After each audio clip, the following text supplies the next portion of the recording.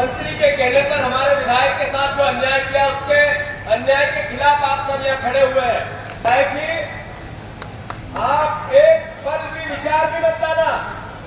पूरी कांग्रेस का एक एक कार्यकर्ता पूरे प्रदेश में आपकी भावना के साथ कंधे से कंधा मिलाकर भी खड़ा है, अपनी जान लगाकर खड़ा है।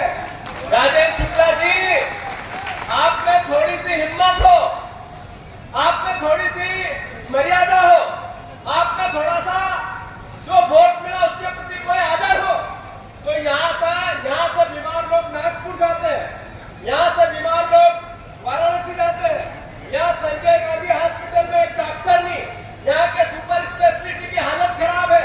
आप खुद बीमार होते हो तो यहाँ किसी एक डॉक्टर से इलाज नहीं कराते हो और हमारे विधायक पर एफआईआर कराते हो। इसका हम विरोध करते हैं कि नहीं करते हैं? देश में जब संविधान का निर्माण हुआ, इस देश में बाबा साहब अम्बेडकर ने शपथ ली इस बात की कि इस देश के एक एक नागरिक को समानता का अधिकार मिले। इसमें अधिकार मिले इस बात का कि राजनीतिक, आर्थिक और सामाजिक रूप से सभी इक्वल बने, एक जैसे हो, हमारे बच्चों को अच्छी शिक्षा मिले, हमारे परिवार वालों को एक जैसा स्वास्थ्य मिले।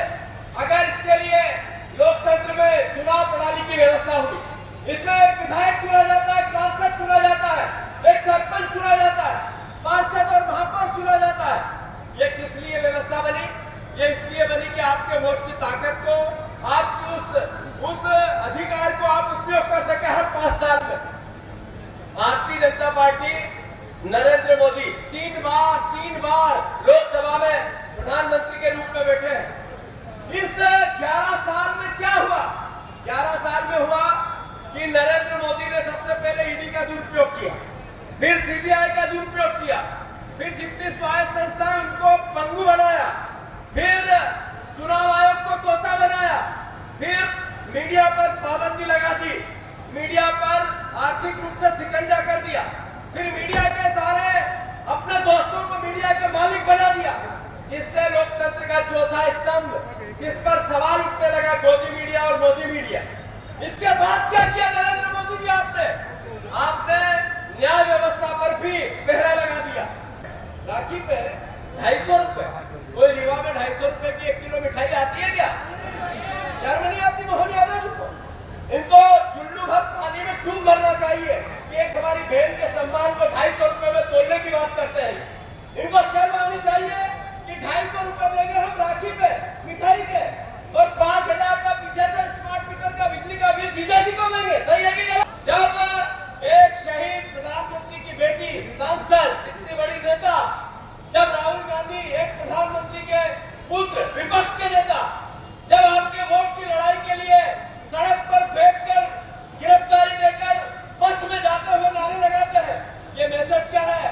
ये मैसेज है कि आप लोग जागो। आग्रह करना चाहता हूं, आपको परिवर्तन करना पड़ेगा। यहाँ की 6 सीट, 7 सीट और हमारी 2 महोगंज की सीट, सतना की, रिवांचल, जब तक हम यहाँ बदलाव नहीं लाएंगे, मध्य प्रदेश की सत्ता नहीं बदल सकती। मोहन यादव और उसके सारे मंत्री अली बाबा 40 चोर है। अली बाबा 40 चोर है। मैं चुनौती देता हूँ राजेंद्र शुक्ला जी को, मैं फिर से कह रहा हूँ, आपकी सरकार अली बाबा 40 चोर की सरकार है नहीं है? अगर मेरी बात को आप चुनौती देते हो तो मैं आपको अनुरोध करना चाहता हूँ, आप अगर ईमानदार है तो बयान दो कल कि हम ईमानदारों की सरकार है। मैं आपके विभाग का करप्शन आपके घर के आगे आके जनता के सामने, रीवा में आपके घर के सामने लाऊंगा। जीतू पटवारी आपको ये भरे मन से चुनौती देके जा रहा है कि राजेंद्र शुक्ला जी, आपकी सरकार अली बाबा 40 चोर की सरकार है, और एक भी मंत्री सही जांच हो तो सड़क पर नहीं रहेगा। रीवा की सड़कों पे कोई मंत्री नहीं चल सकता, जेल की सलाखों में रहेगा। अगर आप इस बात का विरोध करते हो तो बताओ मुझे। आपके विभाग के दस्तावेज है, स्वास्थ्य विभाग के चोरी के, मुझे पता है कि एक सिंधी परिवार का साथी रीवा का, भोपाल में रहता है, वही दवाइयों की सप्लाई क्यों करता है? क्यों करता है? वो एक आदमी वही दवाइयों की सप्लाई क्यों करता है? मुझे पता है कि यहाँ पर एक हॉस्पिटल है, उसमें भर्ती हो जा तो 5 लाख से बगैर तो आदमी आ जाए तो बाहर आकर मर जाएगा। सही है कि गलत? उस हॉस्पिटल का ये हालात ये है कि स्वास्थ्य विभाग में हमारे स्वास्थ्य मंत्री कभी भर्ती नहीं हुए हैं युवा में। कभी राजेंद्र शुक्ला आज तक भर्ती हुए इलाज करा रहे किसी हॉस्पिटल में हो तो कोरोना आया तो भोपाल से नहीं आते तो आखिर क्यों? ये सवाल तो है। मैं अनुरोध करता हूँ, बात बहुत है पर हमें राहुल गांधी जी का साथ देना